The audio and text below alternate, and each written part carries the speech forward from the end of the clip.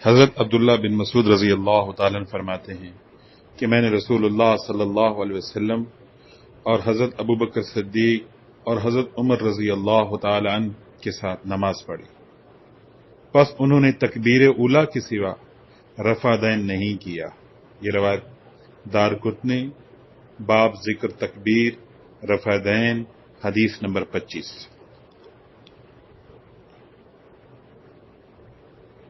جلیل القدر تابعی اسود فرماتے ہیں کہ میں نے حضرت عمر رضی اللہ تعالیٰ عنہ کے ساتھ نماز پڑھی، پس انہوں نے شروع نماز کے سوا رفع دین نہیں کیا۔ ابن شیبہ جلد نمبر 1 کتاب الصلاۃ عنوان نمبر 5 اور طحاوی جلد نمبر 1 باب تکبیرات۔ حضرت علی رضی اللہ تعالیٰ عنہ نماز میں تکبیر اولیٰ کے وقت رفع دین کرتے تھے اور پھر اس کے بعد نہیں کرتے تھے۔ طحاوی جلد نمبر 1 باب تکبیرات، ابن ابی شیبہ جلد نمبر 1 کتاب الصلاۃ عنوان نمبر 5۔ حضرت عثمان رضی اللہ تعالیٰ عنہ کے بارے میں رکوع کے رفع دین کی کوئی روایت نہیں، یقیناً ان کا عمل بھی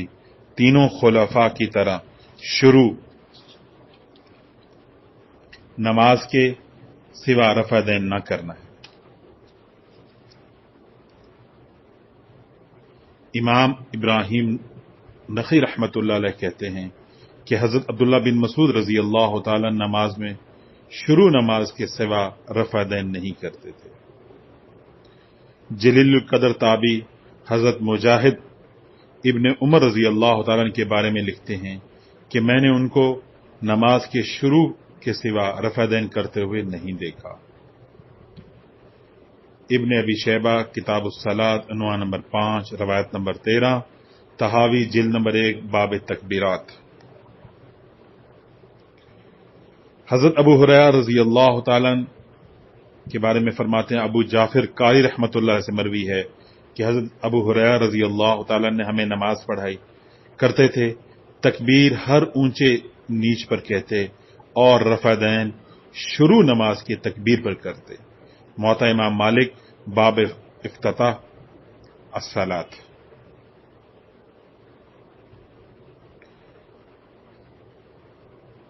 نماز میں تکبیر اولیٰ کے سوا رفع دین نہ کرنا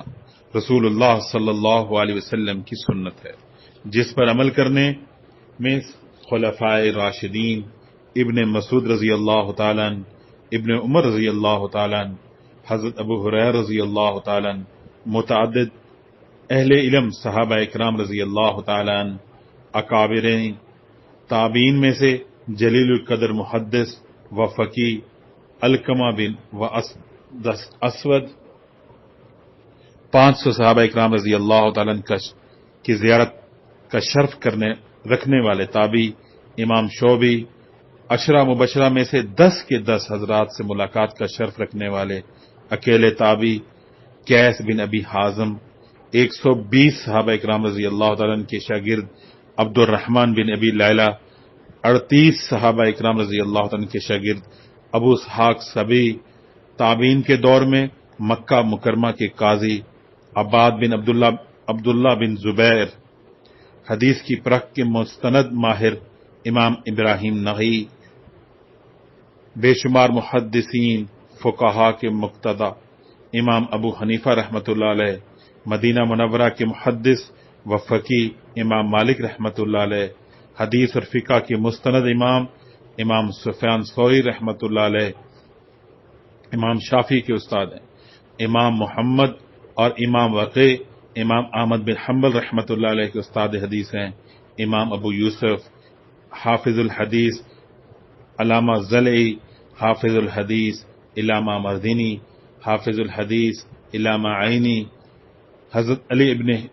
عثمان حجوی رحمۃ اللہ علیہ، معین الدین چشتی رحمۃ اللہ علیہ، نظام الدین اولیاء رحمۃ اللہ علیہ، مجدد الفسانی رحمۃ اللہ علیہ، شاہ عبد الحق محدث دہلوی رحمۃ اللہ علیہ،